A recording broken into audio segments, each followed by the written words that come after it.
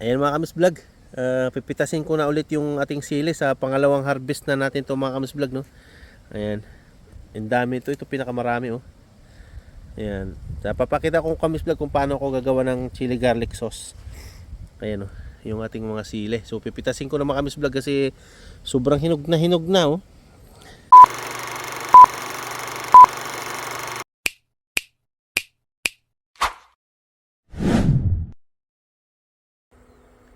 Hello mga kamis vlog, magandang hapon. So ayan mga kamis vlog, kamusta kayo lahat? Dito tayo ngayon sa labas mga kamis vlog, sa likod bahay kasi gagawa ko ngayon mga kamis vlog ng chili sauce. Ito yung chili sauce na pinitas natin nung nakarang araw. So nakapag-blender na ako dito kamis vlog ng ng chile. Ito yung na-blender kong chile. Tapos meron din ako ditong garlic. Ito yung garlic chili sauce natin na ating lulutuin ngayon. Tapos meron tayo dito mga kamis vlog asin. Tapos meron din tayo dito kaldero kasi pag piprito natin muna yung kamis vlog yung ating garlic. Piprito muna natin yung ating garlic. Tapos hanguin natin kaya meron tayo ditong kalderong paglalagyan. Tapos ang ginamit ko pala mga kamis vlog na oil ay itong tawag dito olive oil mga kamis vlog ito. Ayan. So kalahating galon kasi 5 liters to mga kamis vlog. So 2 litro at kalahati yung laman ng ating yung ating chili, ating olive oil. Tapos ito yung chili, ayan na blender ko na. So dito mga kamis vlog nakapag nakapagpainit na ako ng olive oil. So dandahan ko na paglagay itong ating garlic kasi meron pa ako ditong kamis vlog na i-blend ko pa to. Ayan. So ilalagay ko na yung ating garlic bago uminit masyado yung ating olive oil. Kasi hindi natin pwedeng initin ng maigi kasi apaw.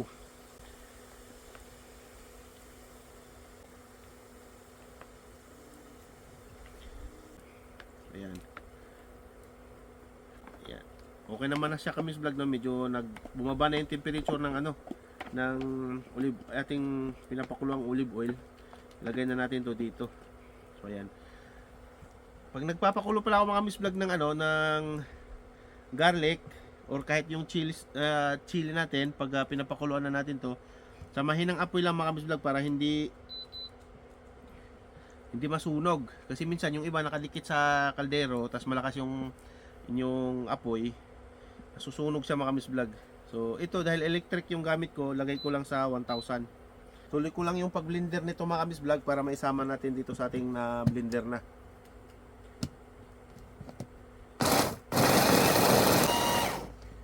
Ito na siguro to mga kamis vlog. So ayan. Ito na mga kamis vlog yung ating na blender na sili. Sasalin ko lang din dito mga kamis vlog no. Para maisama natin mamaya sabay-sabay. Yung chili sauce pala na to mga kamis vlog ay ipiprepare ko na to mga kamis vlog ng dahil dadalhin ko to pa uwi sa Pilipinas mga kamis vlog. Dahil sa atin sa Pilipinas mahal ang olive oil. Mahal din yung sili kaya dito nakapagtanim naman tayo kamis vlog ng sili so dito na natin gawin kasi pag doon ka bumili pag nagpresyo na ng 1,000 mga kamis vlog mapapaisip ka na bibilhin mo pa ba o hindi dahil sobrang mahal na ng kilo ng sili. Pag umabot na kasi yung bilihin mo kamis vlog ng 1 kilo tapos 1,000 parang hindi na parang namamahalan ka na. Kaya mas maigi dito ka na lang gumawa kasi medyo mura dito yung sili mga kamis vlog kung may tanim ka naman mga kamis vlog hindi mo na kailangan bumili. Katulad nitong ginagawa natin ngayon, sarili nating tanim.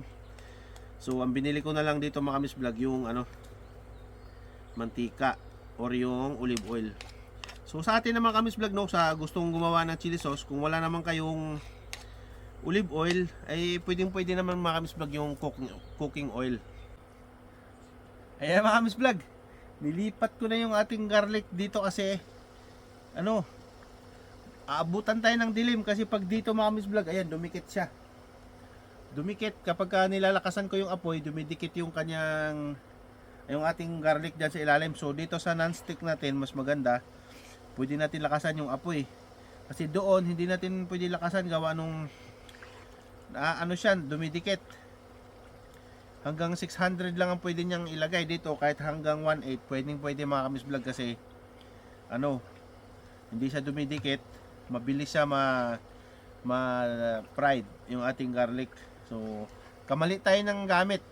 Kasi dati dito naman ako laging gumagawa mga kamis vlog, no, pero maaga tayo gumagawa. Ngayon hapon na kasi.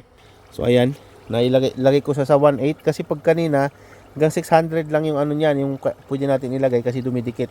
Dito hindi siya dumidikit. O ayan, mabilis mag-brown yung ating garlic dito. Nag-brown na siya. Dito kasi sa isa dumikit. Ayan, oh. Dumikit. Kaya hindi maganda.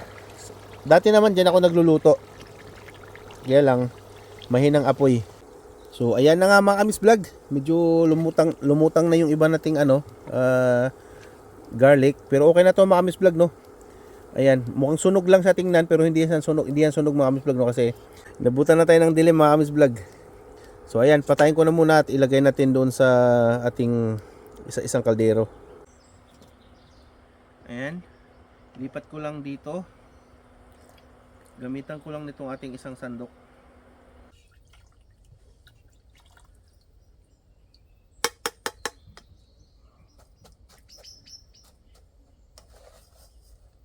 Nuksan ko na yung ating kalan at ilagay na natin yung ating sili. So dandahanin ko lang ulit paglagay katulad kayo na mga kamis vlog, no, kasi medyo mainit din tong ating olive oil. Ayan. Mabilis na to ngayon mga kamis vlog kasi maganda na yung kaldero na ginamit natin. Non-stick na siya, madalis na siya, kahit lakasan mo ng apoy hindi na siya masusunog. Bawal lang mga kamis vlog humawak sa iyong wit po or sa inyong mata dahil siguradong luluha ka. Inaabot na tayo ng gabi mga kamis vlog. Ay.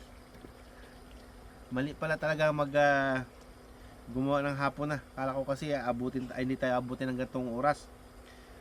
Na tumagal kasi tayo mga kamis vlog dun sa ating kanina, sa ating garlic. Pero okay lang yan mga kamis vlog, no. Nakikita nyo pa naman sana ako dyan. Sana no. So malapit na tong ating chili sauce. At ibabalik ko na rin yung babalik na natin yung ating bawang mamaya. So ayun mga kamis vlog, medyo nag-brown na yung ating chili. So malapit na to mga kamis vlog, kahit mga ano pa siguro, mga 10 minutes pa nahahalo-haluin. At ito ay ready na. Gusto ko kasi mga kamis vlog yung crunchy, malutong. Yung medyo dark brown siya. Gusto ko yung medyo malutong-lutong, kaya ipapadark ko pa ito ng konti. Konti na lang, kahit mga 10 minutes pa mga kamis vlog na pa-fried. Ibabalik na natin yung ating garlic na ating pinirito kanina. Tingnan nyo pala mga kamis vlog yung kulay na ng ating olive oil. Medyo nag-orange kulay na siya.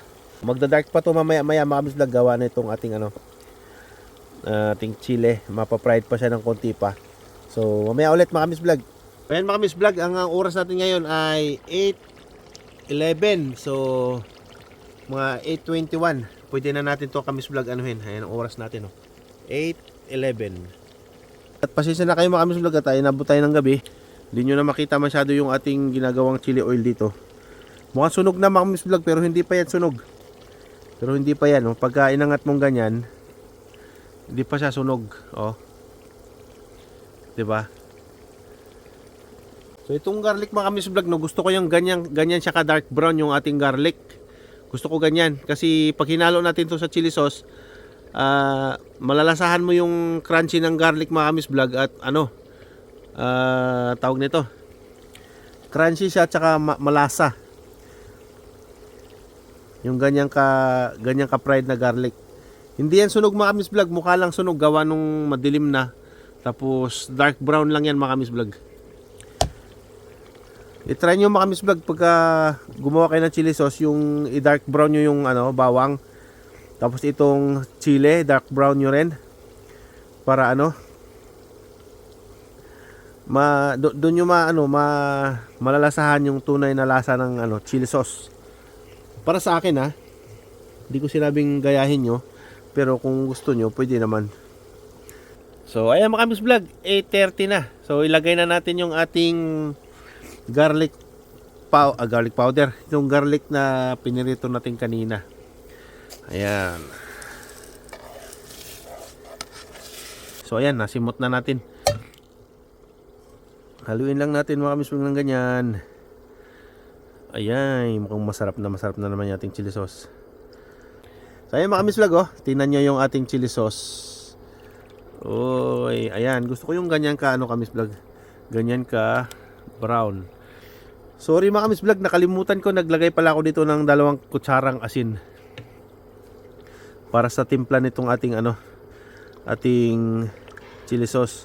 Saka mga Kami's Vlog, sa paggawa naman ng chili sauce mga Kami's Vlog, na walang saktong sukat kung gaano karami yung sili at gaano karami yung olive oil or yung cooking oil nyo or yung garlic. Importante lang mga Kami's Vlog, mayroon kayong sili at mayroon kayong garlic at siyempre yung oil.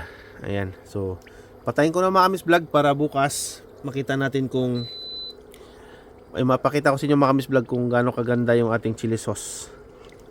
Ayan o, madilim na kasi mga Kami's Vlog, kaya mukhang na, parang pinagpalitan na ng langis. Pero magsarap yan mga Kami's Vlog bukas. Tingnan mo no. So takpan ko na to mga Kami's Vlog at bukas na lang ulit ipapakita ko sa inyo mga Kami's Vlog bukas ng umaga paggising natin. Hello Kami's Vlog. Ayan, magandang hapon mga Kami's Vlog no. At pasensya na, ngayon ko lang kayo ma-update dito sa ating ginawang chili garlic sauce kahapon, gawa nung may pinuntahan tayo Kami's Vlog. Unti-unti ko na Kami's Vlog isalin dito sa ating galon. Hindi ko alam kung madali ba tong pagsalinan kasi sabi ko diba ibabalik natin dito sa loob. Ang problema lang mga Kami's Vlog, ito ay malit ang bibig. So sikapin ko pa rin mga Kami's Vlog na may pasok kasi meron tayo ditong imbudo. Hindi ko alam kung ang English ito, nakalimutan ko. Imbuds. Imbuds. Ayan. Try ko ihulog dito tong isang sandok na to, tapos baka sundot-sundutin na lang. Medyo matagal-tagal to mga Kami's Vlog at baka unti-untiin ko na lang paglagay dito. Mahuhulog din naman to mga Kami's Vlog no. Kaya lang siyempre kailangan mo unti-untiin paglagay.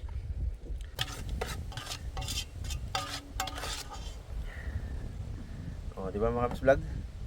Hindi nga natin napuno, pero halos mga lahati naman. So yun mga Kami's Vlog, yung ating chili sauce. Akala ko dadami kasi hanggang dito rin yung chili sauce niya, ay yung oil kahapon. Pero nung nilagyan natin, nung ginisa natin, nag-evaporate yata. Nag-evaporate yata, kaya medyo ganun pa rin yung dami ng niya, oil. Kahit marami na tayong nilagay dyan na bawang, tsaka chili. So ito na mga Kami's Vlog, oh. Tingnan nyo kung gaano ka mapula yan. Hindi yan hindi siya tawag doon, hindi siya sunog, dark brown lang siya. Tapos ayan, wala tayong nilagay dyan mga Kami's Vlog na pangpakulay lang yan, yan kulay ng chili yan. Ayan ganyan siya. So ito na yung finished product natin mga Kami's Vlog ng ating chili. Diba, kalahating galon. So 2.5 liters lang to. Ayan, yung ating olive oil ay naging chili sauce na, garlic chili sauce. So see you sa next video natin mga Kami's Vlog. Bye bye.